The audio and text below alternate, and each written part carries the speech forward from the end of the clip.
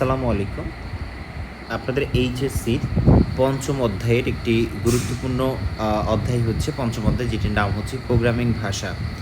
এই প্রোগ্রামিং ভাষাতে আমাদের হচ্ছে বোর্ড ভিত্তিক ২০২৫ সালে আসছে কিনা, এখান থেকে কিন্তু ২৫, ২৪, ২৩, ২২ সব সালেই কিন্তু এখানে এমসিকিউ, সিকিউ মানে দুইটা অংশেই কিন্তু কোশ্চেন এসেছে। এর আগে ২০১৯ সালেও আসছে। মাঝখানে ২ বছর তো পরীক্ষাই হয় নাই। তো আশা করি আপনারা বুঝতে পেরেছেন যে এই অধ্যায়টা মানে প্রোগ্রামিং ভাষা অধ্যায়টা কতটা গুরুত্বপূর্ণ। এখন এখান থেকে আমরা হচ্ছে জ্ঞানমূলক প্রশ্ন যেটা আছে আমাদের সৃজনশীলের সেটা একটু শিখব। পাশাপাশি পাশাপাশি যেটা শিখব সেটা হচ্ছে অবশ্যই আমাদের এমসিকিউর জন্য এগুলো কিন্তু গুরুত্বপূর্ণ, সবাই দেখে নেবেন। প্রথমে আছে যে অত্যন্ত শক্তিশালী প্রোগ্রামিং ভাষা কি, সেটি হচ্ছে সি ভাষা। সি মধ্যম স্তরের ভাষা হচ্ছে C program. Low level programming ভাষা হচ্ছে মেশিন ও অ্যাসেম্বলি ভাষা। কম্পিউটার মেমোরি সাধারণত দুই প্রকার। নন ভোলাটাইল মেমোরি হলো রম। র্যাম হচ্ছে ভোলাটাইল মেমোরি। প্রসেসরের সবচেয়ে কাছের মেমোরি হচ্ছে রেজিস্টার। ক্যাশ মেমোরির তুলনায় র্যামের গতি হচ্ছে কম। রেজিস্টারের তুলনায় ক্যাশ মেমোরির গতি কম। রেজিস্টার ও ক্যাশের তুলনায় সস্তা মেমোরি হচ্ছে র্যাম। কম্পিউটার সরাসরি বুঝতে পারে মেশিন ভাষা। প্রোগ্রামিং ভাষার সর্বনিম্ন স্তর হলো মেশিন ভাষা। ভুল ত্রুটি পরীক্ষা করাকে বলে টেস্টিং। প্রোগ্রাম থেকে ভুল ত্রুটি সংশোধন করাকে বলা হয় ডিবাগিং। প্রথম চিত্রভিত্তিক প্রোগ্রামিং মডেল হলো ভিজুয়াল বেসিক। পলিমরফিজম অর্থ হচ্ছে বহুরূপ।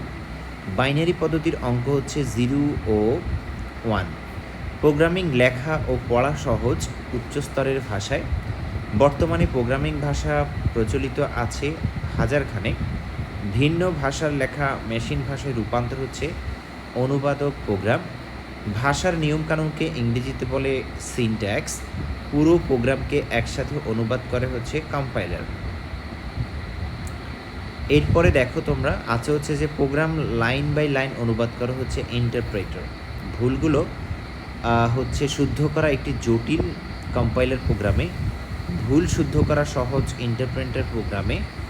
বিভিন্ন অংশের মধ্যে পারস্পরিক সম্পর্ক হচ্ছে প্রোগ্রামের সংগঠন।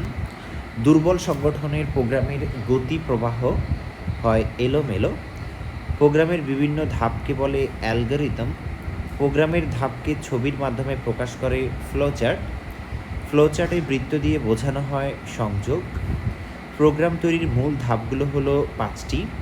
প্রোগ্রামকে পরীক্ষা করতে ব্যবহৃত হয় টেস্ট কেস। প্রোগ্রামের ভুলকে বলে হচ্ছে বাগ। প্রোগ্রাম ও ব্যবহারকারীর মধ্যে সংযোগ রক্ষা করে হচ্ছে ফ্লোচার্ট। প্রোগ্রামিং ভাষার ব্যাকরণগত ভুলকে বলে সিনট্যাক্স ভুল। প্রোগ্রামের ভুল খোঁজা বা সংশোধনকে বলে ডিবাগিং। এক্সপেনশন ব্যবহার করে শর্ত তৈরি হচ্ছে কন্ডিশনাল স্টেটমেন্ট।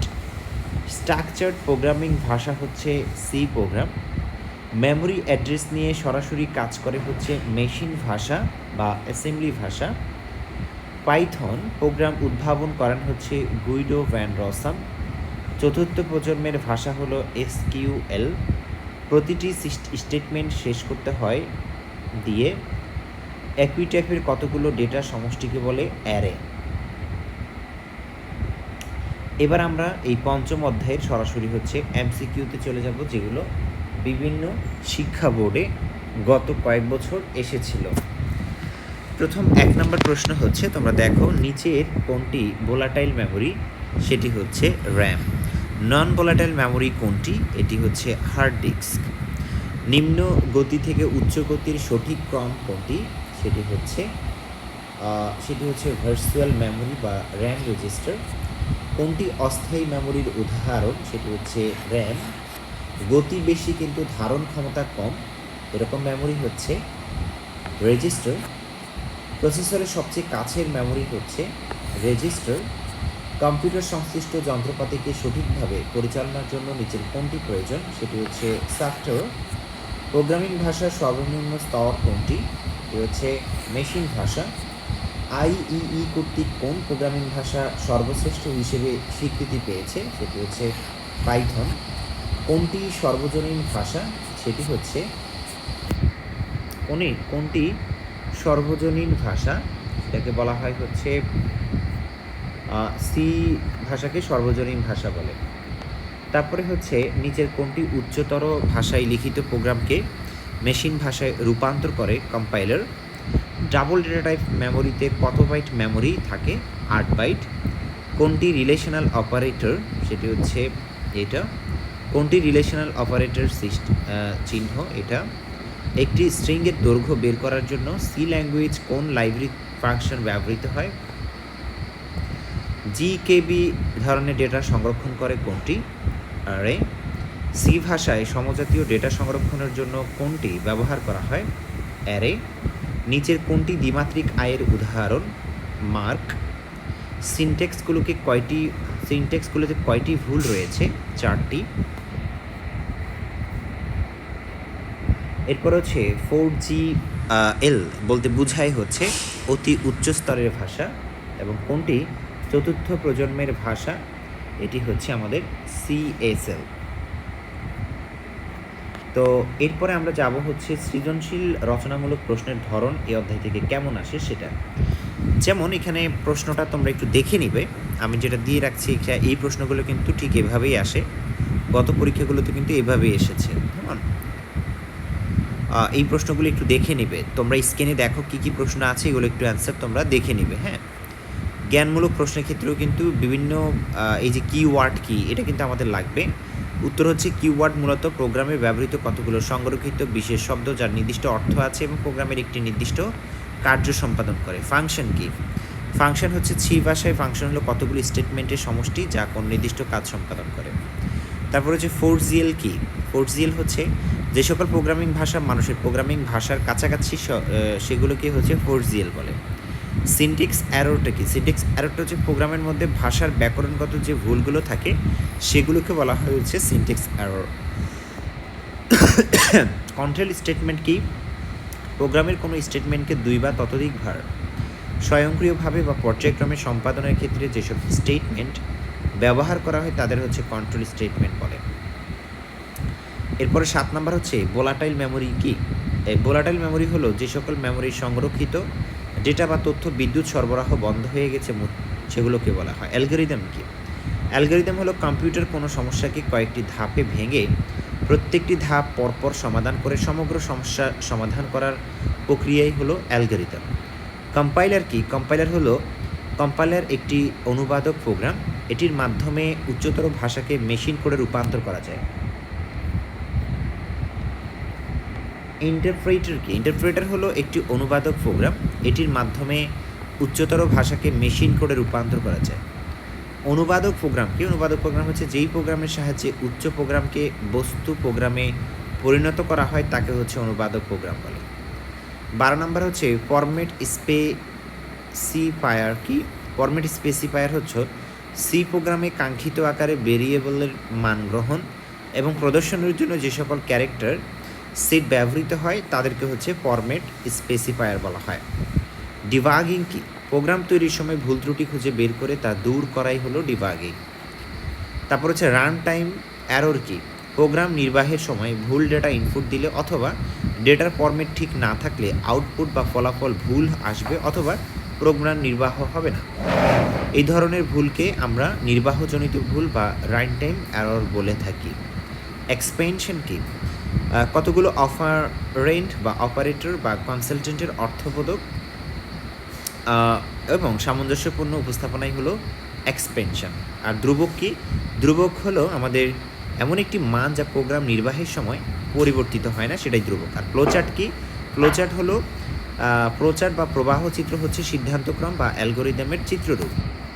এখন আমরা হচ্ছে কিছু অনুধাবনমূলক প্রশ্ন দেখব যেগুলো বারবার বিভিন্ন বছরে আমাদের পরীক্ষাগুলোতে এসেছে এবং এই বছরও আসার সম্ভাবনা আছে। 3 স্টার প্রশ্ন দেখো। 1 নম্বর আছে চলকের নামে আন্ডারস্কোর ব্যবহার করা যাবে, বুঝিয়ে লেখো।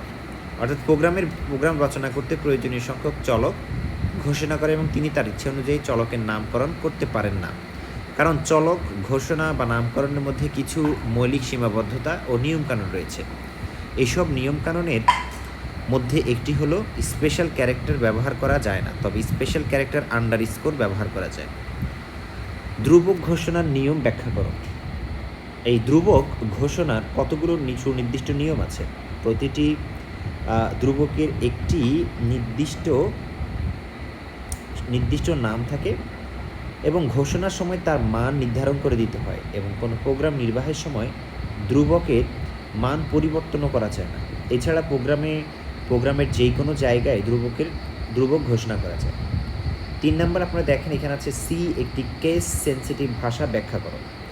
সি ভাষায় ছোট হাতের অক্ষর বড় হাতের অক্ষরের মধ্যে পার্থক্য পরিলক্ষিত হয়, এবং এখানে একটু খেয়াল করেন আপনারা যে কেননা এই প্রোগ্রাম রচনার সময় হচ্ছে একই কিওয়ার্ড ভেরিয়েবলকে একবার ছোট হাতের ও আরেকবার বড় হাতের উল্লেখ করলে প্রোগ্রাম ভিন্ন হয়।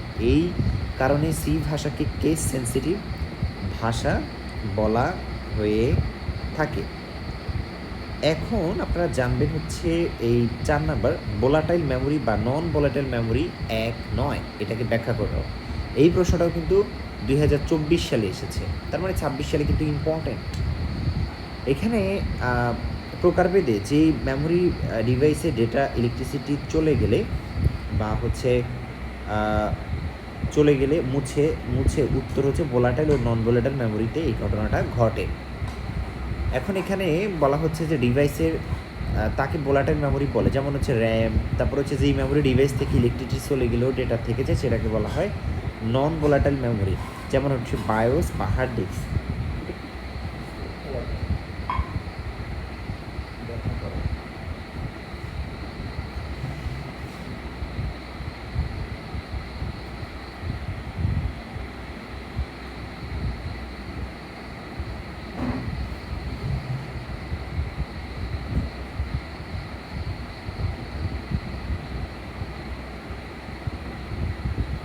এবার আমরা যাব হচ্ছে সরাসরি আমাদের আরেকটি প্রশ্ন। প্রত্যেকটি প্রোগ্রামের 3টি অংশ থাকে, এটাকে ব্যাখ্যা করতে বলা হয়, এরকম একটা প্রশ্ন কিন্তু আমাদের আসে। প্রত্যেক প্রোগ্রামের 3টি অংশ থাকে এবং প্রত্যেকটি অংশের পারস্পরিক সমন্বয়ের মাধ্যমে তৈরি হয় পূর্ণাঙ্গ প্রোগ্রাম। প্রোগ্রামের 3টি অংশ হচ্ছে ইনপুট, প্রসেসিং ও আউটপুট। ফলাফল লাভের উদ্দেশ্যে কম্পিউটারে যেসব ডেটা নির্দেশ দেওয়া হয় তা হলো ইনপুট, এবং প্রদত্ত ডেটাকে নির্দেশ অনুযায়ী প্রক্রিয়াকরণ করা হয় যা হলো হচ্ছে প্রসেসিং। এই প্রসেসিং থেকে প্রাপ্ত ফলাফল প্রদর্শন করা হলো হচ্ছে আউটপুট। 6 নম্বর হচ্ছে লোকাল ও গ্লোবাল ভেরিয়েবল এক নয়, এটাকে ব্যাখ্যা করতে বলা হয়। কোনো ফাংশনের মধ্যে ভেরিয়েবল ডিক্লেয়ার করলে তাকে হচ্ছে উক্ত ফাংশনের লোকাল ভেরিয়েবল বলা হয়। ফাংশনের মধ্যে ডিক্লেয়ার করা লোকাল ভেরিয়েবল সেই ফাংশনের বাইরে ব্যবহার করা যায় না। অন্যদিকে ফাংশনের বাইরের প্রোগ্রামের শুরুতে ডিক্লেয়ার করা ভেরিয়েবলকে গ্লোবাল ভেরিয়েবল বলা হয়। গ্লোবাল ভেরিয়েবলের কর্মকাণ্ড কোনো ফাংশনের মধ্যে সীমাবদ্ধ নয়, তাই বলা যায় যে লোকাল ও গ্লোবাল ভেরিয়েবল এক নয়। 7 নম্বর হচ্ছে ডিবাগিং একটি অত্যাবশ্যকীয় কাজ ব্যাখ্যা করো। উত্তর হচ্ছে একটি প্রোগ্রামের কোডগুলোর সঠিক ফলাফল নির্ণয়ের উদ্দেশ্য ভুল বা বাগ সংশোধনের প্রক্রিয়াকে ডিবাগিং বলে।